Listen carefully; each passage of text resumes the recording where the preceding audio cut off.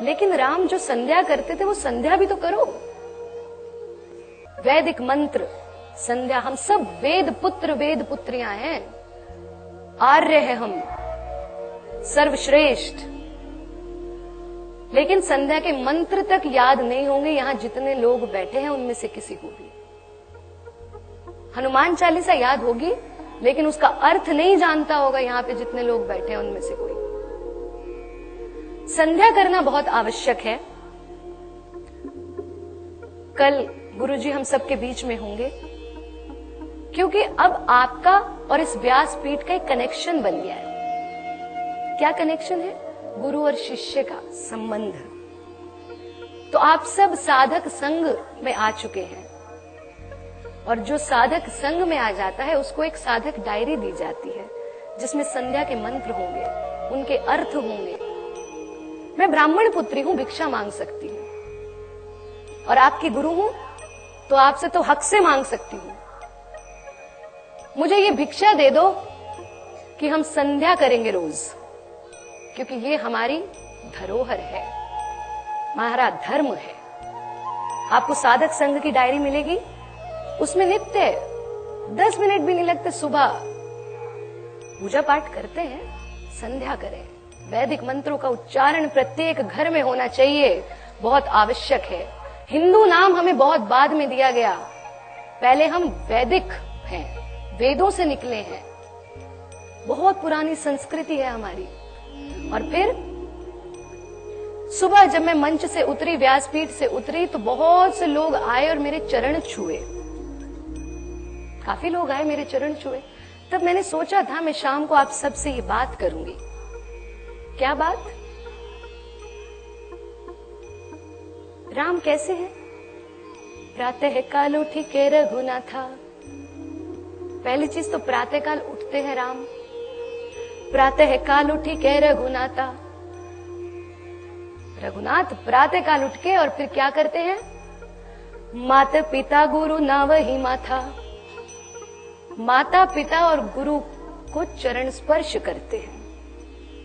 और कैसे करते हैं? आजकल तो घुटना स्पर्श हो जाता है ना, बस चलते चलते, ऐसे नहीं करते, वो चरण स्पर्श करते हैं। और वो भी कैसे? ऐसे कि सीधे हाथ से सीधा पैर छुए और उल्टे हाथ से उल्टा पैर छुए।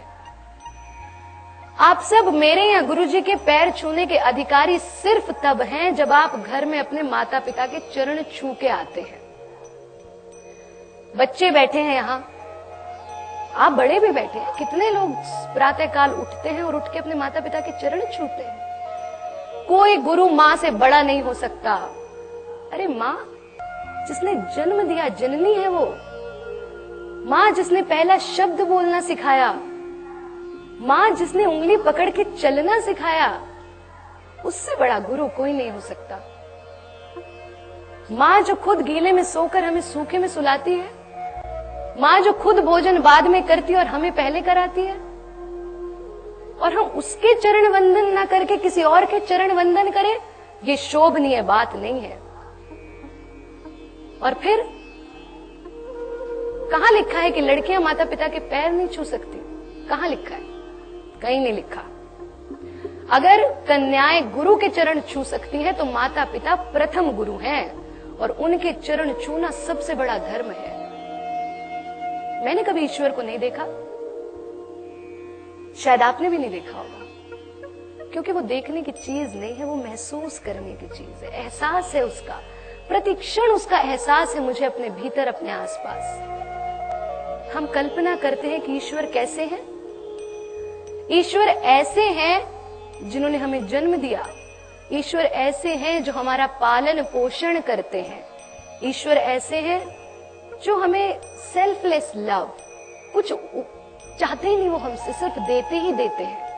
और ये क्वालिटीज मुझे इस धरती पे तो 3 लोगों में नजर आती है सिर्फ। पहली है माँ, दूसरा है पिता, और तीसरे हैं गुरु। They are the living gods. प्रण ले लें आज से, क्योंकि योग जीवन दर्शन है। अगर हम राम के अनुयायी हैं तो राम वो हैं जो संध्या वंदन करते हैं, और राम वो हैं जो प्रातः काल उठ के सबसे पहले मां के पैर छूते हैं। मात पिता गुरु नावहि माता, ऐसा तो नहीं कहा गुरु पिता माता, नहीं, पहले माँ फिर पिता फिर गुरु।